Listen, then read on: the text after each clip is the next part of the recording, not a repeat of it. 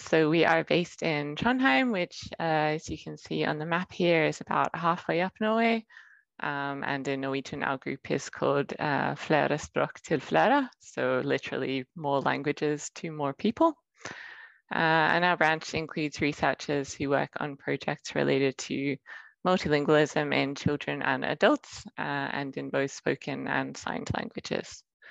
We're particularly interested in our own Norwegian context, and particularly in the relationship between English and Norwegian in this context, since these are the most prominent languages in the community, even though English has no official status in Norway. So in this presentation, I wanted to focus particularly on the sort of adult multilingualism and language acquisition aspect in relation to how languages are used in a university context, since that's what I'm particularly interested in. It's, as I said, a pretty hot topic in the media right now. And it's also of particular personal interest to me, since I'm in the process of trying to learn Norwegian. And actually, as soon as the session is finished, I have to literally run to my Norwegian exam. So as much as I would have loved to see the rest of it, I can't stay for the end. But yeah, as you can see, I'm fairly personally invested in this topic. So, okay, so to give you a bit of an overview of what are the issues here, I thought I would start with a bit of an introduction to the language context in Norwegian higher education. So we've recently had a new language law, and consequently new language policies are being developed as a response to this. So the language law is basically focused on, how can we ensure the preservation of Norwegian? How can we protect it as a language? So at my university, NTNU, Norwegian is said to be the main language in teaching and administration. But of course, in Norway, as in many parts of the world, English also plays a really important role in higher education contexts. So both because it's a lingua franca in academia, like obviously a lot of publications, international communication happens in English. And we also have a fairly high percentage of international staff and students. So roughly a third of academic staff at my university come from non-Norwegian backgrounds. Teaching-wise, at bachelor level, the teaching is supposed to be mainly conducted in Norwegian, obviously depending on the language competence of the particular staff members involved. But at master level, there is the option, like officially as well, also to teach in English. And clearly what students have to read for studying sort of higher degrees or independent research, a lot of that will be happening in English anyway. And even at bachelor level, even if the teaching is in Norwegian, often the readings can be in English because Norwegian is a relatively small language and not everything gets translated.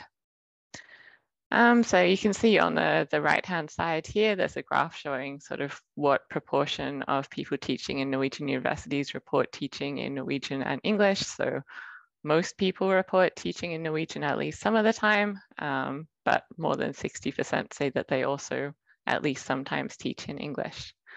And we're able to do that in Norway because Norwegians are generally very good at English as a second language. So when we look at the sort of global rankings of proficiency in English as a second language, Norway is always like pretty much at the top. But this doesn't come without some costs. So people are concerned about English maybe taking over from Norwegian, particularly in a sort of academic context.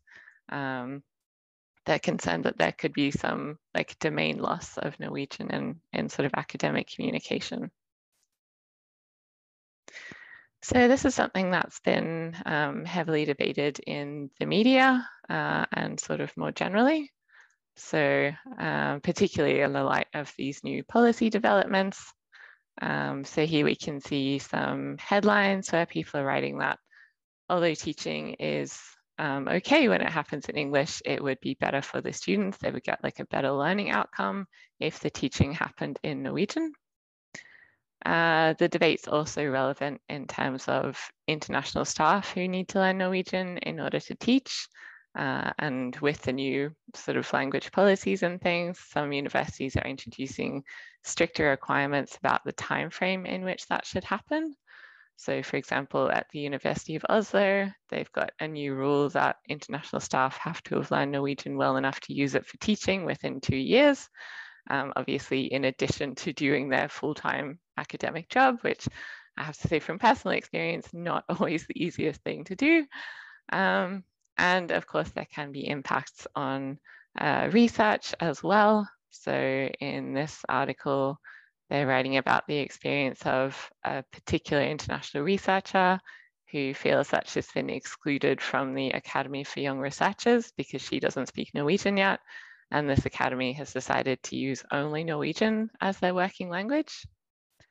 So we can see when we sort of look at these as just examples that this balance of Norwegian and English has impacts for potentially learning for students and for teaching and research activities among international staff or for academic staff generally. And a lot of the debates that are going on kind of really center on this concern that Norwegian could be losing ground to English, and particularly in sort of academic contexts. So one strategy that's been proposed to prevent domain loss, or this idea of like Norwegian losing ground to English in academic circumstances, is to have a policy at universities of parallel language use. So basically this means acknowledging that 2 or more languages can be used in a given situation, which sounds like a great idea. But there are, of course, many different ways to interpret this and to define this. And we can see some examples here. So on the top definition here, we can see this is the one from the University of Copenhagen. Here they suggest that parallel language use means that languages should be considered equal in a particular domain, and that the choice of language depends on what's best for the particular situation. It can also be defined in a way that more clearly prioritizes one language over the other.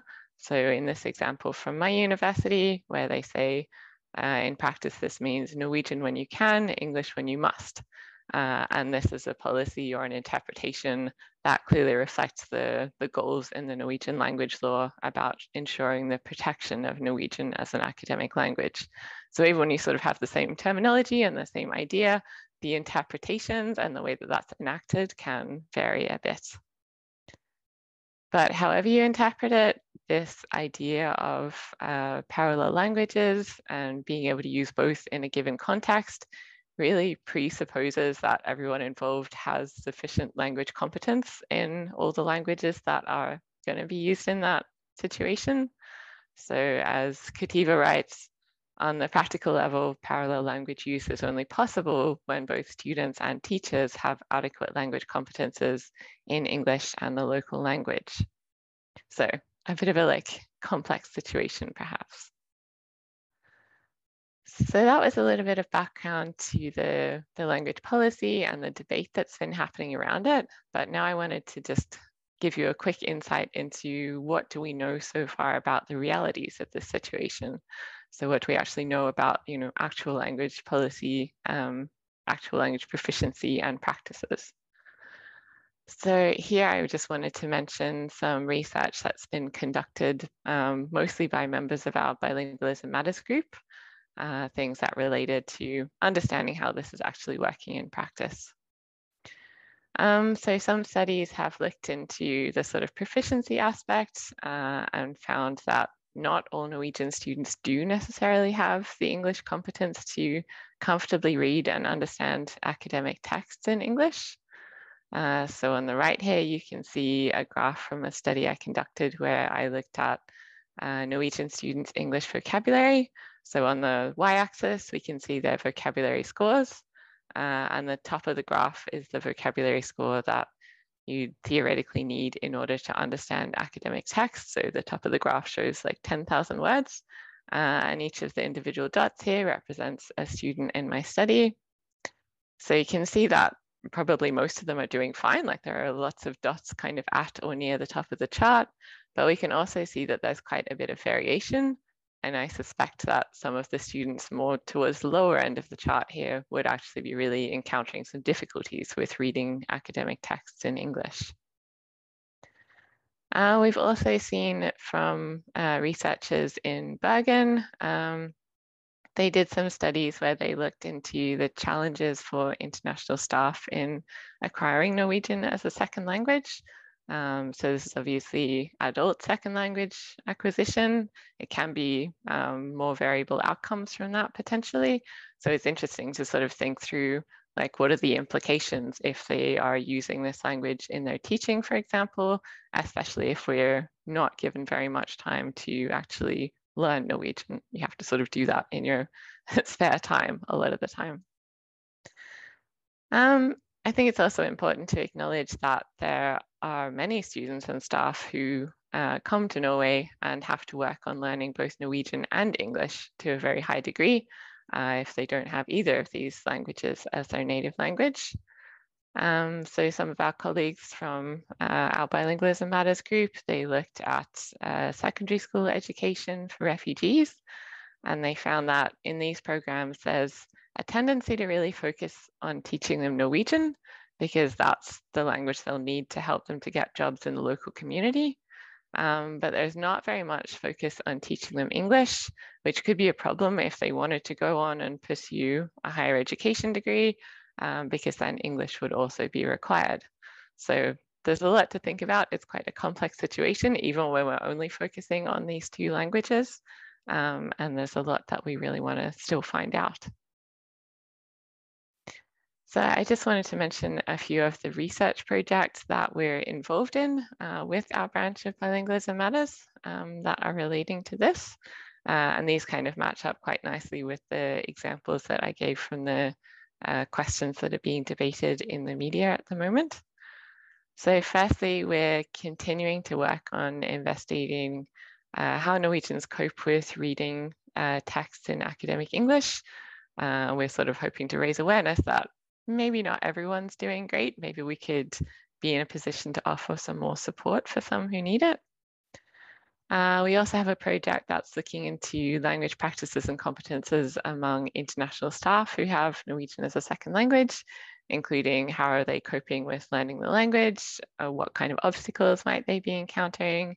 And we're particularly interested in whether this could act as like a barrier to participation in activities. So for example, a lot of leadership roles and sort of reading administrative documents, that requires a very high level of Norwegian. So yeah, basically how are people coping with that?